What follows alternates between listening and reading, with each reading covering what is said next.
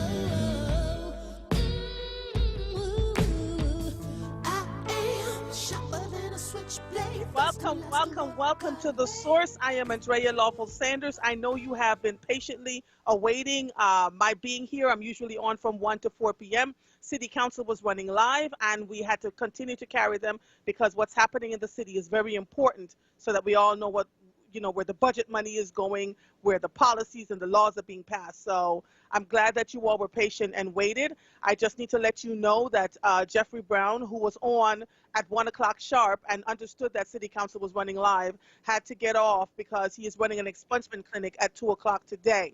And so we will have Jeffery Brown on either Tuesday or Thursday of next week because I only met him yesterday when I walked into one of his stores to get something. And what I noticed in that store and the way the store was run, I put up a post on Facebook saying that I really wanted to speak to him because I believe his business model is amazing.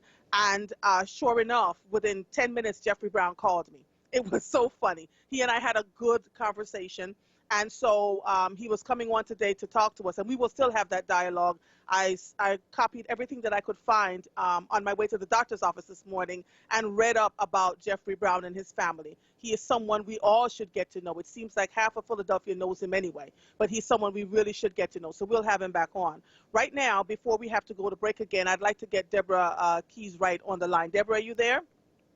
Yes, I'm here. I cannot believe you had the patience. You are. You know what?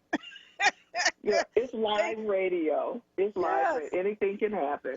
Anything can happen. You're absolutely right. They're working on, I know you all can't see me, so they're working on that piece too. So hold on for a second, okay? I can see you now. I can see you now. Oh, you can see? Oh, yeah, well, there you go. There I am in my black and yellow like a bumblebee. Yeah, looking beautiful. Thank you, my love. Thank you, my love. So I was so excited to speak to your guests today. Can you have them come back on Tuesday or Thursday of next week for me? Sure, absolutely. Yeah, because I believe the 3 of them hung up, according to Troy. Oh, they did? Oh, yeah. Because he told me that he just put me on hold. I wasn't sure what was going to happen. Oh, okay. And so let me just double check with Troy. I believe they're gone. So you just gave us a brief synopsis of what we're going to talk about next week.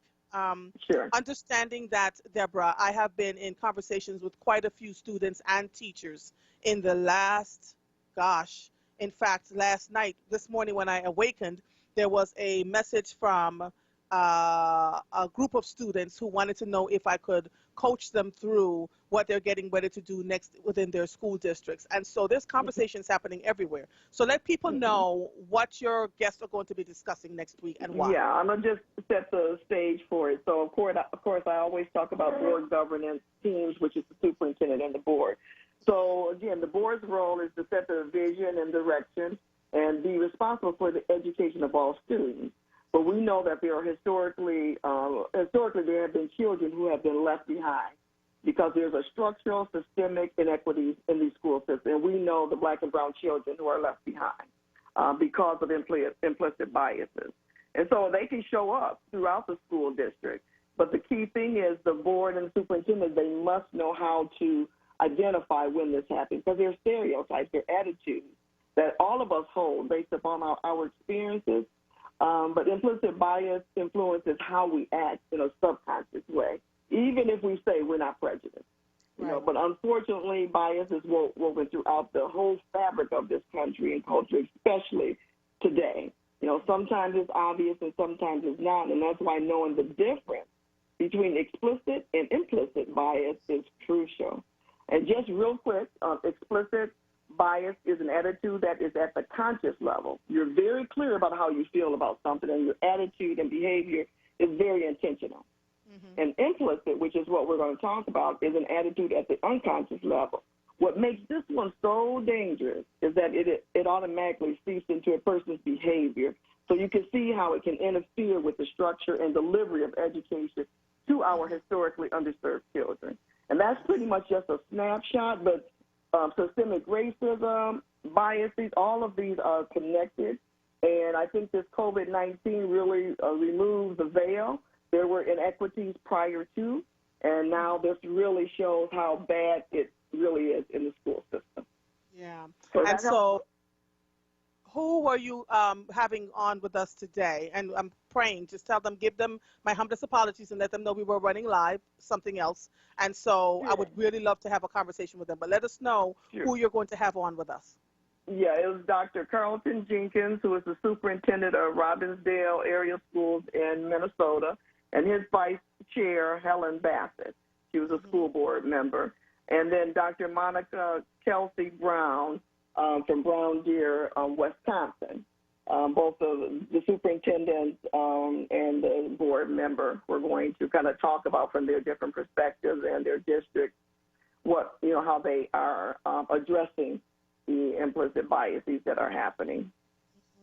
Are you having conversation? Are they calling you to come in and work with them? Because I have been fielding quite a few calls. In fact, I sent one school district your way recently because I'm just one person, right? And I have a team of people. But are you finding the same thing happening on your end?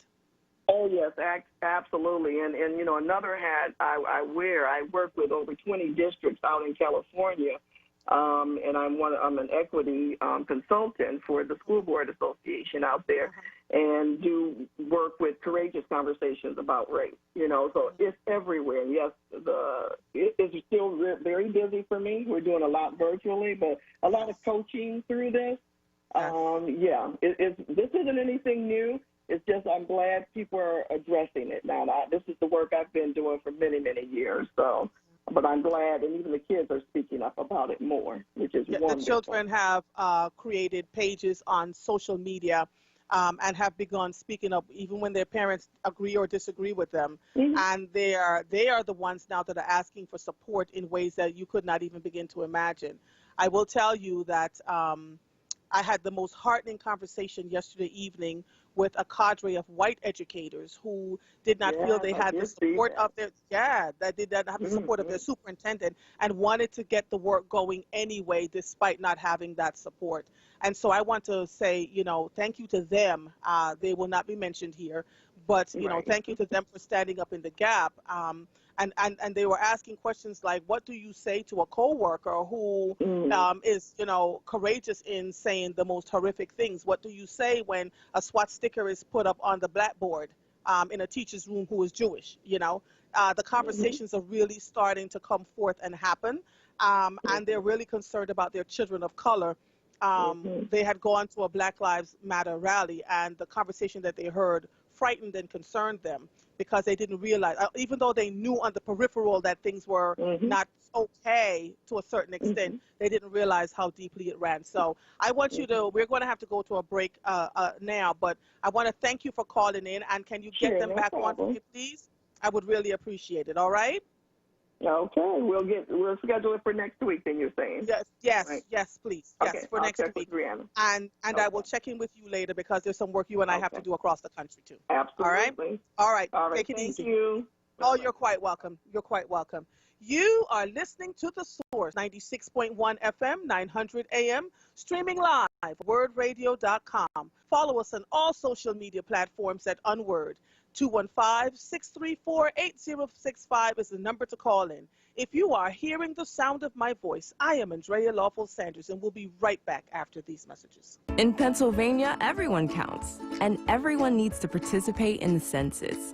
Our population count determines our voice in government and how much federal funding our communities receive for health care, food assistance, education, transportation, housing, and more. So every infant and child, every foreign and U.S. citizen, everyone matters. For a stronger future, we all need to count. To learn more, go to pa.gov/census. This Black Music Month vignette is brought to you by the Pennsylvania Lottery. Tenderly. Dr. Eileen Southern was an American musicologist, author, and teacher born in Minneapolis, Minnesota in 1920. Her best-known book, The Music of Black Americans, was published in 1971 and was the first of its kind to chronicle Black singers, musicians, and composers throughout history. Dr. Southern was the first Black woman to be appointed a tenured full professor at Harvard University, where she served as the chair of the Department of Afro-American Studies. She received a National Humanities Medal in 2001 for having helped to transform the study and understanding of American music. She also received a Lifetime Achievement Award from the Society for American Music. Word Radio celebrates Dr. Eileen Southern for her contributions to Black music and literature. Ramp up your fun when you play skee ball, the new scratch-off and fast play game from the Pennsylvania Lottery, both with top prizes of $10,000, as well as second chance drawings. Must be 18 or older. Please play responsibly. Benefits older Pennsylvanians every day. Fridays, it's right here on Word Radio. At 6 a.m., start your day with Daybreak, hosted by Helena. At 7, it's time to wake up with Word, with host Solomon Jones. Then at 10, it's a special edition of The Source with Tiffany Bacon. Followed by Groundings at 1 p.m., hosted by Brothers Shamari. At 4 p.m., it's Laborers Live, hosted by Bassett. Then at 5, it's Solutions on Word. At 7 p.m., it's the Envy McKee Show. Then at 10, it's Freedom Sounds of Jazz, followed up by Messages in the Music, hosted by Joey Temple. Fridays are something special on Word Radio, 96.1 FM and 900 AM WURD, streaming live at wordradio.com and on the Word Radio app. Your child deserves to be educated in a safe learning environment. Southwest Leadership Academy Charter School is a tuition-free public school. Both our locations offer dual-gender environments with single-gender classrooms. Our students score in the top state testing percentile among area schools. Apply online at bit.ly/enrolls SLA in all caps. That's bit.ly/enroll SLA. This Black Music Month vignette is brought to you by PECO. Philadelphia native Jill Scott took the airwaves by storm with the debut of her first album, Who is Jill Scott? Words and Sounds. The album's unique poetic storytelling, combined with her soulful sound, went platinum and earned her 6 Grammy nominations. Jill Scott is also a poet who credits Nikki Giovanni's writing as her introduction to the power of words. She released her own book, The Moments, The Minutes, The Hours, a collection of poetry, in 2008. Jill Scott has appeared in over 24 movies and television shows and founded the Blues Babe Foundation, a non-profit serving youth in North Philadelphia and Camden. Word Radio celebrates Jill Scott for her contributions to Black music, literature, and the arts. This Black Music Month vignette was brought to you by PECO, powering communities. Tune in Saturdays from 2 p.m. to 3 p.m. to hear Empire Capital and Consulting founder Mark Palmer's show titled Black Money, Black Power. This show centers around black money and how black power is derived from money. Tune in every Saturday from 2 p.m. to 3 p.m. Black Money, Black Power, hosted by Mark Palmer. Want the latest in Word swag? Check out the shop tab on wordradio.com. Hoodies, tees, and more in a variety of colors. The shop tab on wordradio.com. Show the world that you're all about black. Talk Media. This is Word Radio. 96.1 FM and 900 AM WURD Philadelphia. Black. Talk Media. You're listening to The Source with Andrea Lawful Sanders on Word Radio. Streaming live on wordradio.com and the Word Radio app. Welcome back to The Source. Before we get our next guest on, I wanted to read something from you from, and I can't see where it came from right now, NBC, Philadelphia. The federal government sent $1.4 billion in stimulus checks to more than 1 million dead people. The finding is part of a sweeping review of the federal government's response to the COVID-19 pandemic by the Government Accountability Office, an independent nonpartisan congressional agency. More than 1 million Americans who have died received COVID-19 stimulus payments totaling $1.4 billion, a government watchdog said in a report to Congress released Thursday, NBC News reported. The finding is part of a sweeping review of the federal response to COVID, and the report paints a clearer picture of what critics called a muddled rollout by the Internal Revenue Service and the Treasury Department of more than 160 million payments worth $269 billion. Congress passed a massive $2 trillion stimulus package called the CARES Act in March to soften the economic blow of the coronavirus for American workers and businesses. And so the Treasury and the IRS sent out the first batches of payment using previously operational procedures and for stimulus payments, which did not include using Social Security Administration death records as a filter to halt payments to descendants. So interesting time. The next guest that we have on, which is someone I'd really like to talk to, Nicolas O'Rourke is the director of organizing at the Working Families Party in Pennsylvania. He is on today to discuss why he believes defunding the police is so important. Nicolas O'Rourke, are you there? I am indeed. I'm grateful to be here. Thank you so much. Oh, thank you so much for coming on. Tell us what your thoughts are around defunding the police and why is this so important to you? Sure. So again, thank you for having me on, and also thank you for lifting up this question and this topic in a moment where we are seeing a national shift in the conversation and the public discourse around policing. As I think most of us know, probably who are listening, we have seen, I'd say in the last month, a major shift in exactly what we mean when we talk about police reform. As a result of what took place, I think I would say primarily what took place in Minnesota with the murder of George Floyd by Minneapolis police officers.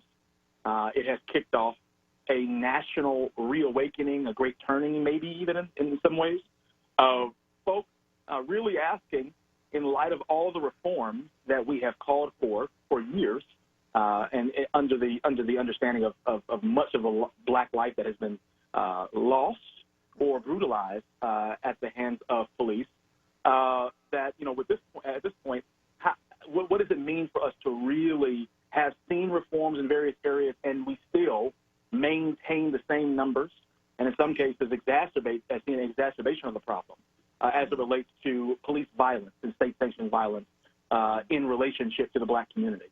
And so to that end, what we have come to, I think, accept, and really I think it's miraculous, I think in a lot of, I shouldn't say miraculous, but it's definitely noted by those who have been in this work for some time, criminal justice reform work for some time, to see such a drastic shift where so many are actually are bypassing not just reforms and also accepting what reforms we can get, but even pressing a step beyond that and saying, let's go to where we always know we'll get the kind of response that we need for change, and that is as it relates to the pocketbook. One of the things that we know, and I'll wrap here, is that budgets are things that are discussed, debated annually, right? Every year, the city is going through some sort of discourse as it relates to budget, every other year, whatever. And the question around divest and invest, which is really what we mean by defund or defunding, is what is always what is happening when budget negotiations go around. Philadelphia Police Department budget has been, or at this point, is somewhere around the $770 million mark. It takes up about 15% of the city's budget in terms of funding that goes out.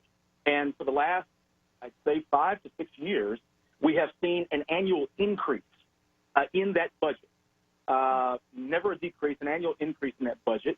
And at the same time that we have seen an annual increase to the PPD's budget, we've also seen a 30% increase to match the 30% increase in the police budget of gun violences occurring in our community. The murder rate has gone up at the same rate that the funding of the PPD has gone up. And so what that does is to bring to light, I think, a good question about what do we mean when we talk about public safety. Is policing to be assumed as directly correlated to public safety? Or are we able to find safety in other ways? And sometimes the things that we think equal safety, are they actually delivering on those assumptions? As in the case of the PPD, and not just Philadelphia Police Department, but across the country, we do find that at least as it relates to something as important as gun violence, that police are not deterring that.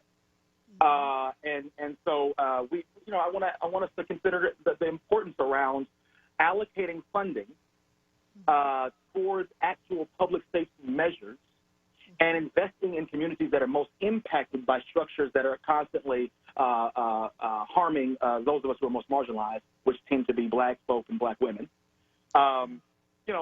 What if we reimagine where those resources go, as opposed to giving more money to a department that is not, in fact, according to the data, keeping us safe or addressing the major issue that many of us have around gun violence? What if we reallocated those funds into programs that actually have proven results based off of the data?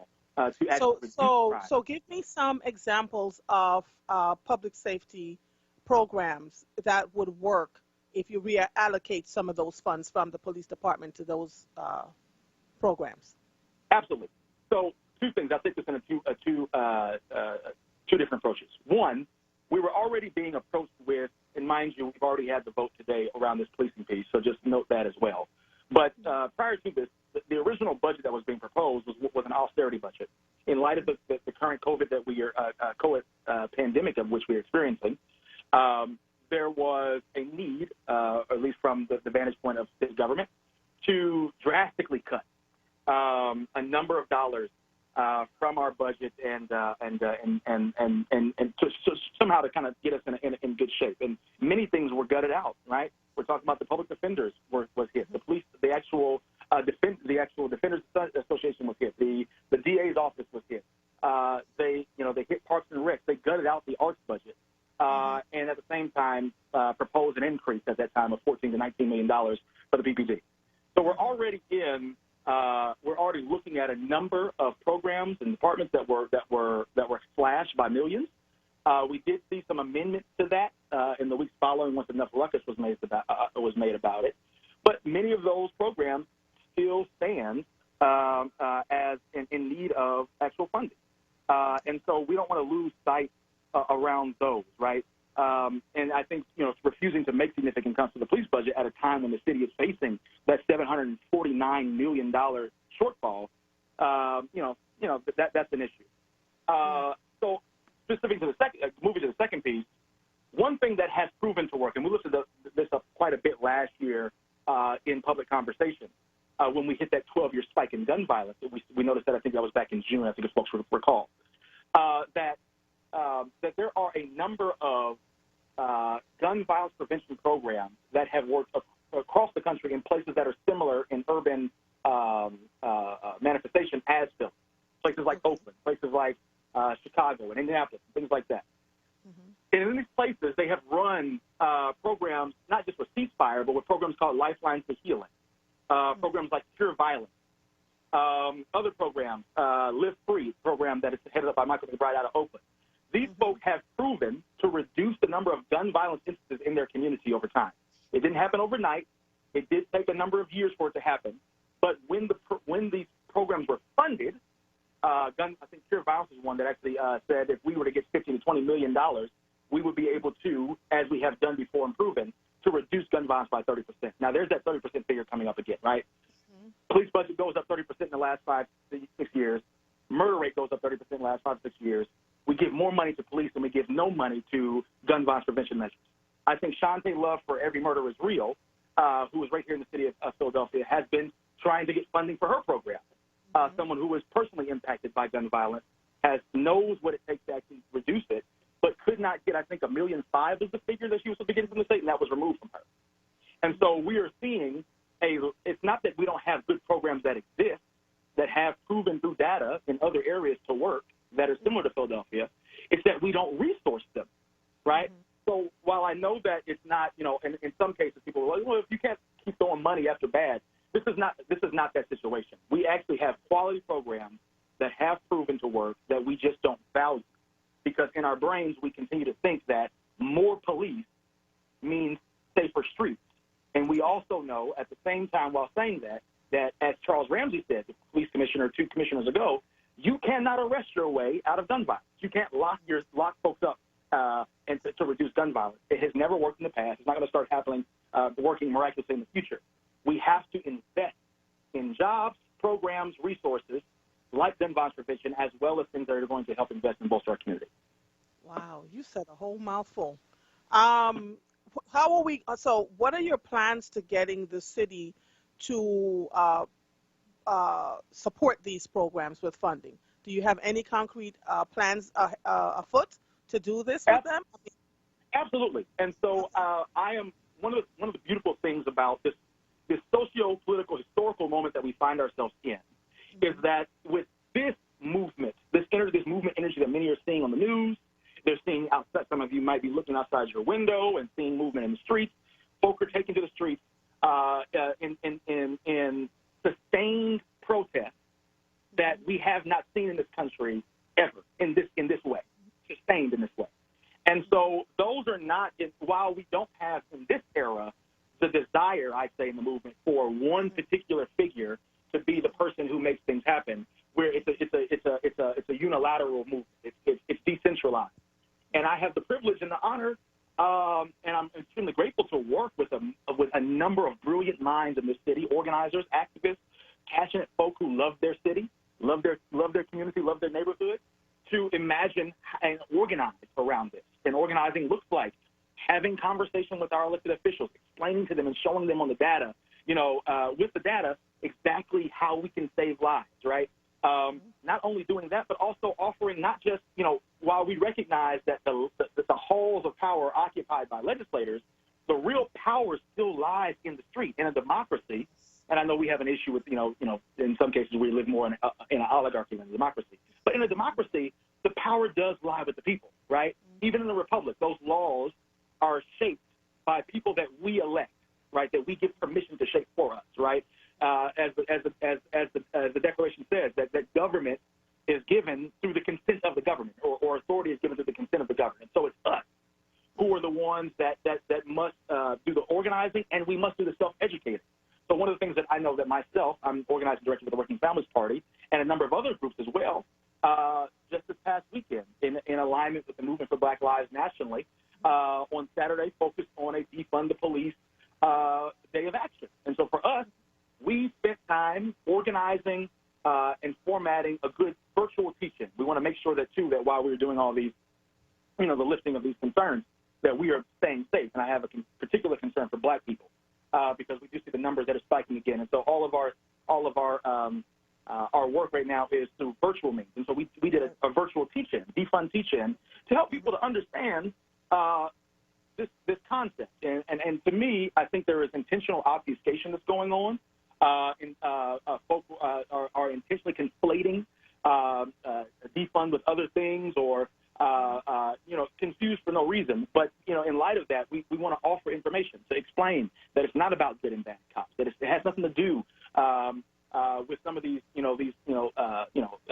other arguments that are being put out, but letting folks know through data, through explanations, through explaining the history of policing, showing exactly what's happening now, that through actual information, folk will come into an awareness about what it is that we're talking about and also get on board. I think folk I know folk are beginning to appreciate that. So, yes, it's kind of an inside-outside game, to answer your question.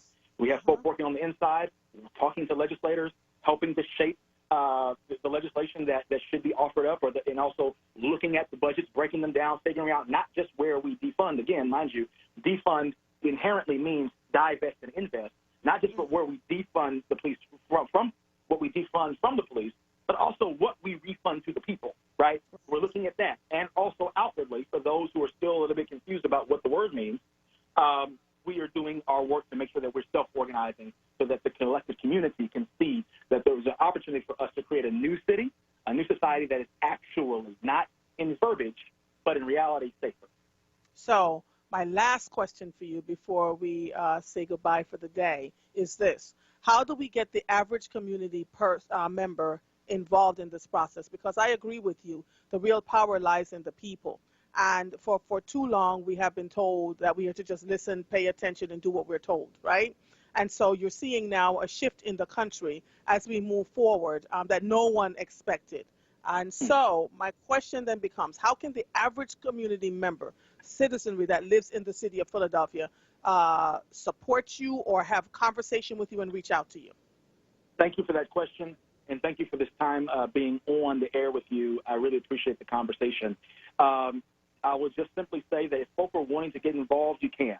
Today, city leadership failed all Philadelphians with the passage of the budget as we see it right now and ignored the demands of the thousands they serve who pleaded with them to reduce the police budget and use those funds to support our communities. And so because of that, we will not stop fighting for what our communities deserve. A significant divestment from policing and reinvestment into the services and the programs that create healthy communities is something that we are going to keep our foot to the pedal on. And if folks want to engage in that continued fight, because, for just so folks know, this budget discussion is actually going to extend beyond today, well into the fall. And so there will be many folks fighting to kind of amend it and address that throughout the summer and into the fall again. You can join with myself at the Working Families Party. You feel free to email me at N as in Nicolas, O'Rourke is O-R-O-U-R-K-E, so N O'Rourke at workingfamilies.org. You can also text Defund PPD, that's D as in Dallas, E as in Edward, F as in Frederick, U-N-D as in Dallas, PPD as in Philadelphia Police Department, and text that to 30403. Again, text Defund PPD to 30403. We will connect you with ourselves and also the other coalitional partners that we work with to make sure that you get hooked up in this fight. Wow. You are wonderful. I didn't have to ask you too many questions. You came prepared and ready to go.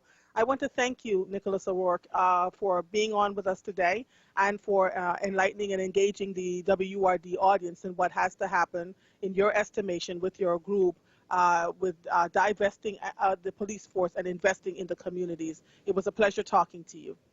It was a pleasure to be here. Thank you so much. Oh, you are quite welcome. So if you want to reach out to Nicolas O'Rourke, it's N-O-R-O-U-R-K-E at workingfamilies.org, or you can text Defund PPD, D-E-F-U-N-D PPD to 30403. And hear what they have to say. He gave a lot, talked about the organizations that are actually doing the work in the community, but just need funding. He felt that the leadership has failed because they've gutted these programs, these community programs, and continue to support the Philadelphia Police Department in the budget. That is about $770 million right now. So, you don't have to take his word for it. You can go and look up the numbers and start to ask questions or show up for, the Zoom meetings for City Council so you know where you're going, okay? And so we're going to take another break, and then we'll be back with some good news for you all with PGW and PECO. You are listening to The Source, 96.1 FM, 900 AM, streaming live on wordradio.com. Follow us on all social media platforms at Unword. If you are hearing the sound of my voice, I am Andrea Lawful Sanders, and we'll be right back after these messages. Weather and traffic to keep you informed for your drive home. In the happy hour with Sincerely Sarita. Monday through Thursday, 4 till 7 p.m. Right here on Word Radio. 96.1 FM and 900 AM WURD. AARP presents this Black Music Makers Moment. Super soulful singer Dennis Edwards of The Temptations was arguably the group's most prolific lead singer in terms of hits. Did you know that Dennis and Aretha Franklin had a relationship? And she said he was her inspiration for her song Daydreamin'. Dennis Edwards also was married to lead singer Ruth Pointer of the legendary Pointer Sisters. So when it comes to great voices, fame recognizes fame. I'm Joanne Jenkins with AARP. The coronavirus continues to affect us all, and we are here, actively supporting you and your community. Every day, we're providing trusted information from top health experts, sharing tools to help protect families from fraud, and creating resources to support family caregivers everywhere. As always, you can count on AARP to advocate for you and your family. Join us and stay connected at aarp.org/coronavirus. AARP proudly celebrates Black Music Month. Did you know that Philadelphia fourth graders only scored 17% on their NAEP assessment? That's next to last. Only Detroit scored lower. These numbers are also unavoidable and common in prison. 75% of inmates are illiterate, and that number is increasing. This is a call to action for fathers to take a proactive role in increasing the literacy skills of our children, which are the next generation of leaders, husbands, fathers, wives, and mothers. My name is Anthony Bannister Fatah, and I'm asking all the fathers out there to support the House of Umoja Fatherhood Literacy Initiative, because a future that cannot read cannot lead, and each one must teach one. Learn how at houseofumoja.net. You're listening to The Source with Andrea Lawful Sanders on Word Radio. Streaming live on wordradio.com and the Word Radio app. Welcome back to The Source, 96.1 FM, 900 AM, 215-634-8065 is the number to call in. These next two guests have been on, I believe this is their third appearance on The Source, because I firmly believe as a host that we are to offer incentives and programs that will help the citizenry in this city. And so right now we have Nyisha, Chapman, and Patricia. I don't have Patricia King on. Nyisha is representing PGW, and Patricia King is representing PECO to discuss new programs and grant assistance to customers. Ladies, are you both there? Yes. I'm here. All right. Welcome back to The Source. Usually I see you in the studios, but you know, Rona. So how are you both doing? I'm doing well, thank you. I'm doing well as well, thank you. All right. So tell the WURD listeners what you have to offer to them this time. I was trying to explain it to my husband, Nyisha, and he looked at me like I had 5 heads. So maybe you can get it across more clearly than I have. What do you have to offer? So if you're all listening right now, I want you to pay attention to this, because there's more funding coming your way, and so they'll tell you exactly what you need to do. Go ahead. Who wants to go first? I guess I'll go. Okay. Nyisha? So basically with PGW, well, actually just open to all customers, there is a live heat recovery crisis program that is now available for customers to apply. The program allows for customers to get up to $800 in utility assistance. Customers can apply by going to pgworks.com/crisis, and I believe PECO has a website as well that they can also utilize, and I know Patricia will talk about that. But the program allows customers who are currently delinquent on their gas bills get additional funding. So if customers have received the LIHEAP grant earlier in the program year, then they can contact PGW and they can give PGW consent to apply for the grant on their behalf. If they have not received the LIHEAP funding earlier in the year when it started in November, They can also go on our website. They can apply to get the grant, or they can contact PGW at 215-235-1000, and they'll be able to get an application mailed directly to them. What we want to make sure customers understand is that this money is out there to assist them, especially now that we are in a pandemic crisis. And we want to also make sure that urge customers to contact their utility companies now while we're still working, we're still accessible. We want to make sure that they're contacting us to discuss payment options. We have budget billing payment options. We have payment arrangements up to 60 months. And then we have our customer responsibility program, which allows customers to get a discount on their gas bill depending on what their income is. So that program, our CRP program, is still available, and customers can go at www.pgworks.com/CRP to apply for CRP. And it's very easy to apply. It's a simple application. They can upload their documents directly into our website or online and apply, and they can actually do preferential or preferences of how they would like to get their notification, if they want it by text, if they want it by email. We just want everyone to basically just call us and let us know what your situation is and let us assist you the best way we can. All right, so here's my $1 million question. I find that a lot of people aren't applying because they think they make too much money. This newest thing that you have going on, that if you're currently delinquent, is there an income thing attached to this? Do you have to make a certain amount of money in order to get this? So the income guidelines are still set at 150% of the federal poverty level. So yes, there is an income guideline that is still attached to the program, as well as for our CRP program, it is at 150% of the federal poverty level. So depending on customers' household composition will change how much a person will make. So a family of one will definitely be lower than a family of four. But all of that information, again, is on our website as far as, you know, how many people in your household and what your monthly income is. Right, so what's the maximum that they can make? Because there's going to be someone that calls and asks this question. What is the maximum that they can make in order to, or what if they've been making a lot of money and in the middle of the pandemic, no money because they don't have any income coming in, especially the people who are 1099 and contractors? How do they prove that they are no longer getting this money when their past year income taxes say they were making X, Y, and Z? That's the thing that I want more people to take advantage of these programs, but I think that there's a blockage there for some folks. Do you understand what I mean? Yes, and we do understand, and that's why we're urging customers to call us so that we can we'll actually go over with them what their income is now, because we do understand that there are some people that were working prior to the pandemic who are now getting unemployment compensation or work contractors and, you know, lost their source of income. So we are easing some restrictions, but we do want customers to call us so we can work through their situation, understand what their income is now, and give them the best scenario.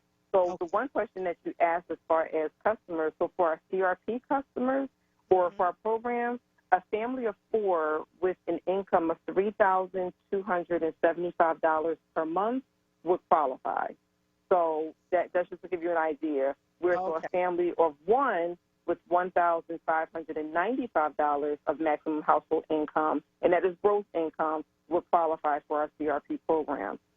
So those are the guidelines, and all this information, again, is on our website so customers can at least look at that information and then see where they fall. So we still urge them to give us a call so that we can at least see or hear what their situation is and work to help them get to the best option possible. Right. Okay. Thank you. And Patricia?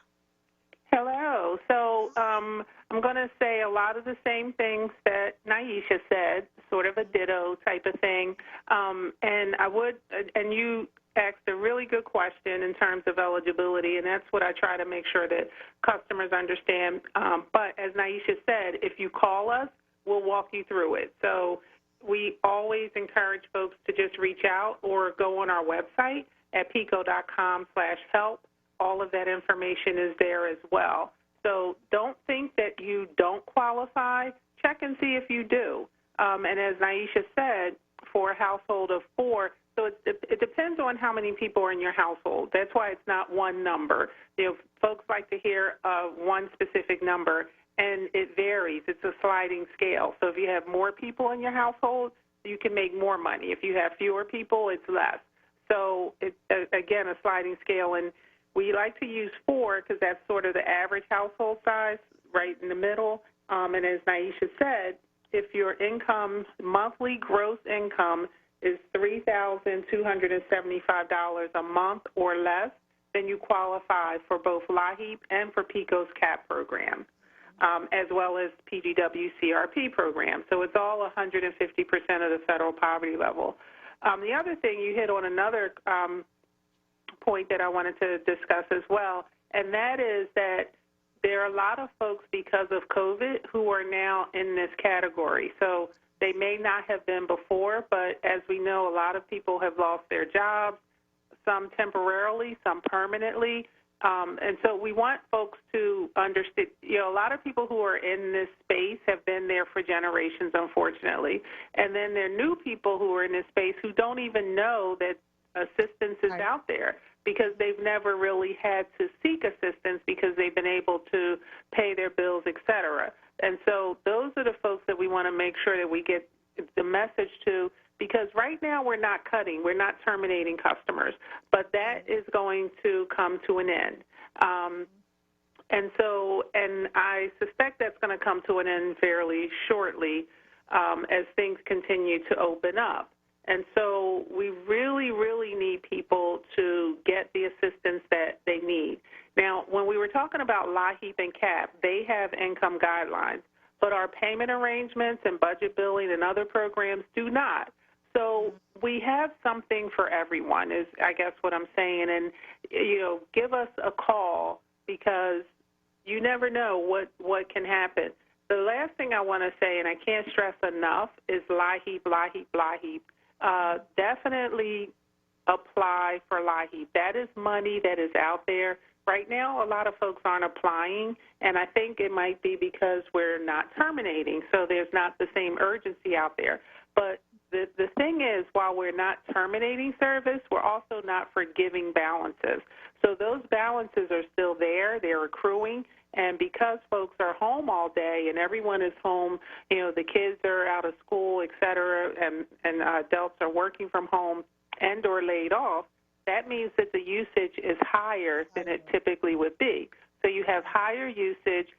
You really need to pay your bill if you can. Even if you make a partial payment, I can't stress that enough, because you're digging a hole so deep that it's going to be really difficult to get out of. LIHEAP is there. As Nyisha said, it's up to $800 of household in assistance. And there's a whole calculation and all that kind of stuff, but you don't have to try to figure all that out. Just call us. For PECO, you can call our LIHEAP hotline at 1-800-34-HELP-4. Again, that's 1-800-34-HELP-4. Or you can go online at PECO.com/help, HELP. .com/help. All right, so for PECO, it's 1-800-34-HELP-4 or PECO.com/help. For PGW, because Mama writes down every single thing, 215-235-1000, PGWorks.com. Did I get that right?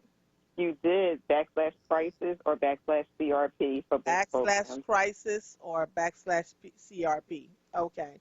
I really want to encourage people, and this is why I keep talking to the both of you.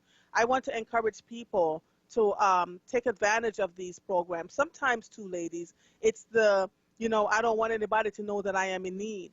And I remember the first time I had you on when all of this stuff was going on, the second time, and you said that you were restoring service for people who had lost their service, for non-payment.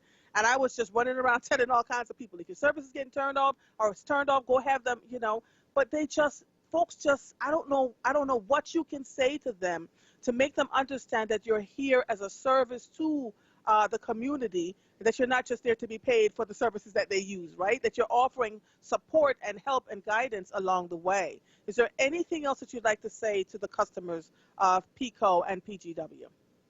I think for PGW and for PECO, like you said, we are a catalyst we're just here to help.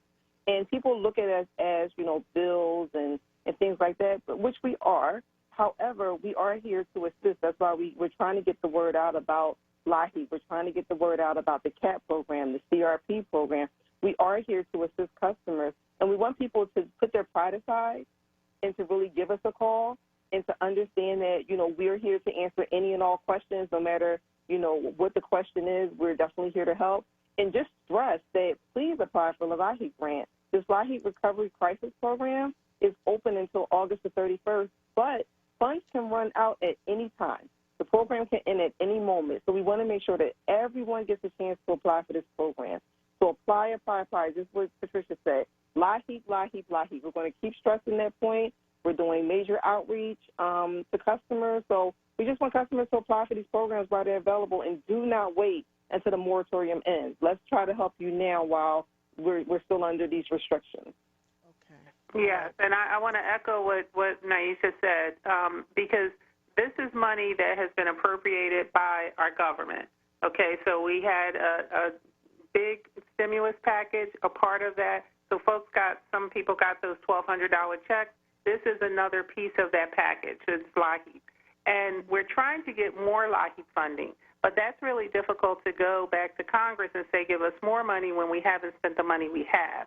We know the need is there. This is free money. It's free money. It's a grant. It's not a loan. Nobody puts a lien on your house. This is free money, but we need people to apply. You have to apply for this funding. So can't stress it enough right now. Again, the applications are low, and we want that to change because we want to get even more money because we know folks need it. We know people need it. Mm-hmm. So give them the contact information again, both of you, before we get off the line. Sure. So for PECO, the PECO LIHEAP hotline is 1-800-34-HELP-4, 1-800-34-HELP4, or the website is PECO.com/help, HELP. And for PGW, it is our customer service line is 215-235-1000, and our website is pgworks.com/crisis, and for CRP, you can also put /CRP. That's it. I hope they heard all of that. Ladies, I can't thank you both enough for being on the line with us. Anytime you're ready to come back and discuss with us again, I'll be sure to have you on because I believe this is an essential service for the people of Philadelphia. Nyisha, if you could reach out to the lady about the property taxes again, too. I'd like to have her on because the time is coming up for that, too. So we want people to know what their options are if they still cannot afford to pay their property taxes for the 2019-2020 year. Thank you both so much, Patricia King and Nyisha Chapman. Patricia is from PECO. Nyisha is from PGW. Thank you both so much for calling in. Thank you for having us. Oh, you are quite welcome. Quite welcome. So if you missed all of that to LIHEAP, they're asking for you to apply for LIHEAP. Apply. They have all this federal funding that if they don't use it, they're going to lose it, and then they won't be able to ask for any more. And so the applications are low. PECO was asking that you call 1-800-34-HELP, HELP4, or go to PECO.com/help. At PGW, it's 215-235-1000, or pgworks.com/crisis or /CRP. These are grants. These are not loans. And so for people who may need to get some extra help, they're there for you. So I want to make sure that you're all aware of that. You are listening to The Source, 96.1 FM, 900 AM, streaming live on wordradio.com. Follow us on all social media platforms at Unword. 215-634-8065 is the number to call in. If you are hearing the sound of my voice, I am Andrea Lawful Sanders, and we'll be right back after these messages. Word Radio Digital Tip of the Week with Stephanie Humphrey. I'm your Tech Life expert, Stephanie Humphrey, and this is your Word Digital Tip of the Week. Email scams are nothing new, but they're always more frequent during challenging times. Don't fall victim to an email or text scam by following these rules. Never reply to any email or text message with personal information. Don't click on any links in an email or text message if you're not sure of the sender. Verify any messages about the coronavirus on official websites like cdc.gov for the Centers for Disease Control, ftc.gov for the Federal Trade Commission, and WHO.int for the World Health Organization. There are currently no at-home test kits, vaccines, or COVID-19 cures available, so don't fall for these scams. And double-check any charities you're not familiar with asking for donations at ftc.gov/charity. When in doubt, just delete. Stay tuned to WURD for more tech tips and stay connected with us at wordradio.com. The Word Digital Tip of the Week is brought to you by Comcast NBC Universal. Family Therapy Vignette Moments with Dr. Lucille Ijoy. Come on out and become a Word Radio member one by one. Renew your membership or get a new one. Get serious information and have some fun. Call 215-425-7875. That's 215-425-7875. Come on out and become a Word Radio member one by one. Renew your membership or get a new one. Get serious information and have some fun.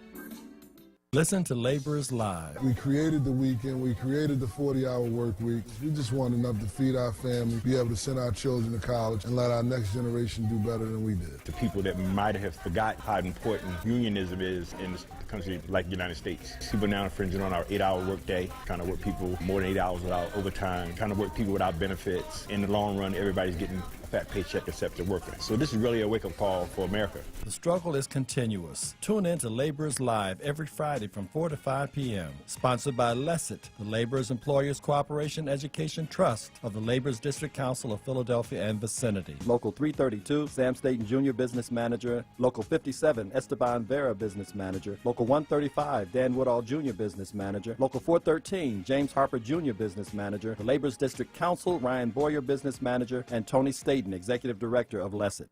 You're listening to The Source with Andrea Lawful Sanders on Word Radio. Streaming live on wordradio.com and the Word Radio app.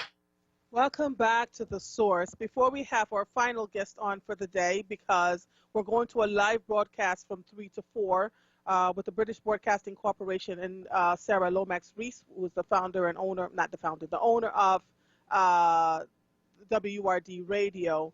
And some of there we are, and some of the hosts for the radio station is something I don't want you to miss, so I'd like you all to stay tuned for that. I want to read you a short article that was written by The Hill. It says, Black staff athletes leave Lieb University after Falwell tweet. In the May 27 tweet, Falwell voiced his opposition to a mandate requiring Virginia residents to wear face mask coverings in public, and in a swipe at Northam, said he would only wear a mask if a featured photo from the governor's medical school yearbook showed a man wearing a Ku Klux Klan robe and another man in blackface. I was adamantly opposed to the mandate from the governor of Virginia requiring citizens to wear face masks until I decided to design my own. If I am ordered to wear a mask, I will reluctantly comply, but only if this picture of Governor Blackface himself is on it. Falwell says in the since-deleted tweet. The images drew a wave of criticism against the governor when it surfaced last year and fueled calls to Northam to resign. Falwell apologized, but black staff and athletes are leaving the university after his tweet. So there's a lot going on out here. I want you to pay attention as much as you can to catch up. But let me get to the final guest because we don't have much time. Jerroll Sanders leads ONUS Incorporated, which has written the most comprehensive federal legislation to reform policing in America. Please visit www.changeisonus.org for details and video content on the Equality in Policing Act, URLEIA. Jerroll Sanders, are you there? I am. Welcome to The Source. Well, thank you for having me on.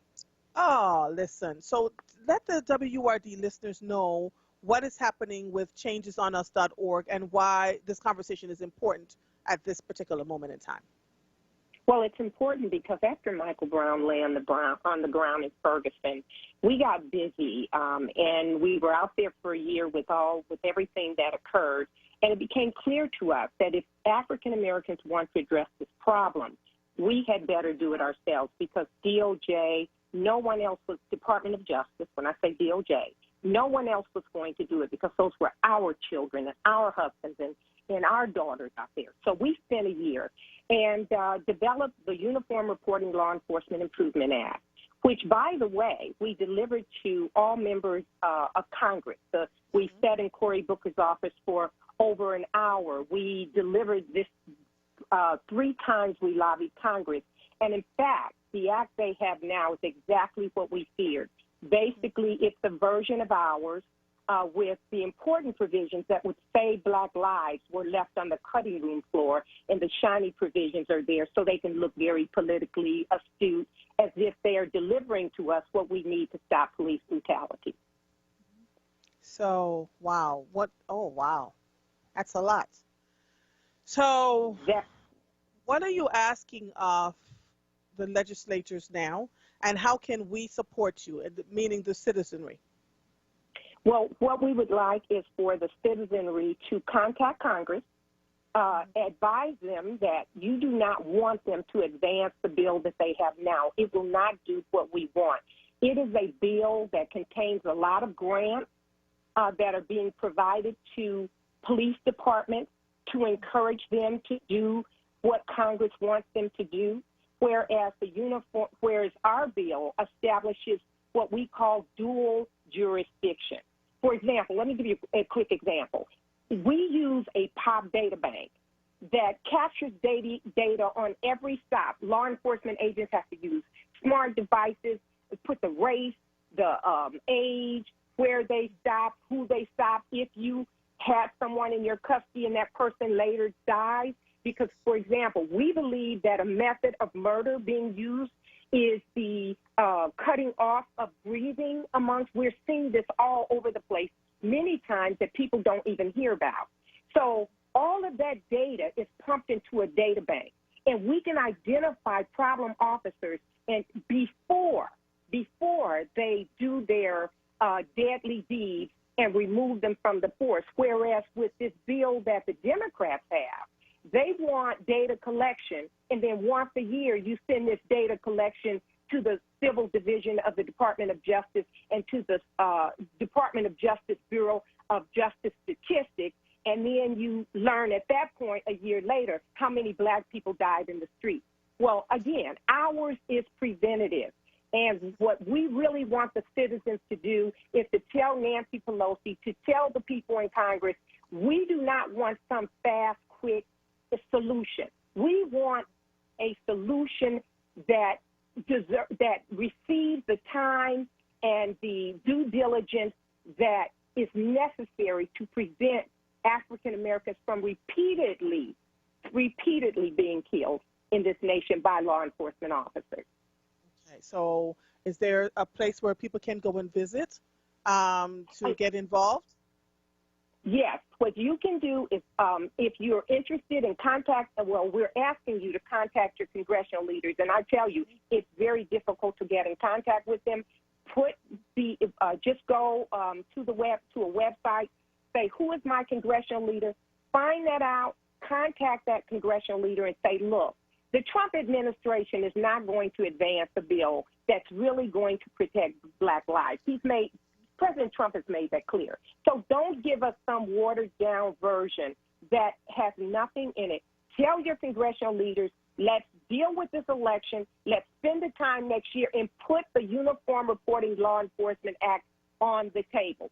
Why do they not want the public to know about this bill when they've used this bill to write the one that they have? Okay. Enforcement Act. Okay. All right. And how do people contact you? They can contact me by info, I-N-F-O, at changeisonus.org. I encourage you to go to changeisonus.org. Look for URLEIA. We have some cards that give you bullet points on all the powerful features that are in this bill, and tell everyone about it. If you can have an opportunity to meet with Joe Biden, you demand that this bill be an agenda item for his presidency. We have to stop asking and start demanding what we need to protect Black lives. Mm-hmm. Can I ask you a question? How did you end up getting involved? Because I can hear your clear passion in this subject matter. I'm a corporate executive who has tackled very difficult problems for corporations. And when I sat in the Department of Justice meetings in Ferguson, I clearly knew the process that they were going about was more directed at helping Darren Wilson escape responsibility for Michael Brown's death than it was for preventing the death of our children. So I set out, did extensive study for over a year to understand how law enforcement was getting away with killing our members and no responsibility for that. So I built into the legislation the safeguard, the use of force statute. It completely takes the investigative process out of law enforcement hands, whereas the Democrat bill, it leaves it in law enforcement hands. And that is exactly how law enforcement agents are able to get away time and time and time again. You have an attorney general, you have supervisors, you have the medical examiner. All of those people are part of the law enforcement continuum. And as long as we leave investigations to them, as we saw in the George Floyd case, you may recall, the first statement from the medical examiner was there's no sign of asphyxiation. Well, guess what? That was changed once an independent investigator got involved. So we've done the study. We know what's needed. And even though we know it's going to be challenging, we're not settling for anything less. And we need the entire nation to let our elected officials know that this time you will not give us a watered-down solution that will continue the bloodletting that's occurring in our community. A WURD listener just sent me a message that says, in other words, we need to place a knee on the neck of Congress. Absolutely, and not let up, because right now, here's a problem that's been going on for years. They did nothing when we delivered it to them. But all of a sudden, in this political season, they're going to rush through something again because we're supposed to be pleased with that. Well, let them know, number one, their law was written probably by some little, a white young man or woman from Harvard who has no sensitivity to the experiences that we are having. Legislators do not write legislation.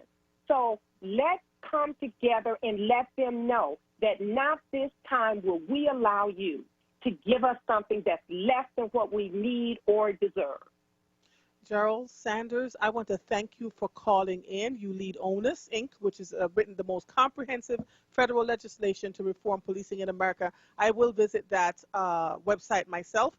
You are to visit www.changeisonus.org for details and video content on the Equality in Policing Act. And if you want to reach out to Jerroll personally, you do info@changeisonus.org. On us. Right. Changeisonus.org. Thank you so much for calling in, and you do enjoy the rest of your afternoon, okay? And thank you for having me. Oh, you are quite welcome, quite welcome. We are at the end of the source for today. We have been, we are preempted for a good cause. So I am going to get off the air now and slide over into the Zoom conversation that we're about to run live here. So stay tuned, okay? Don't leave us.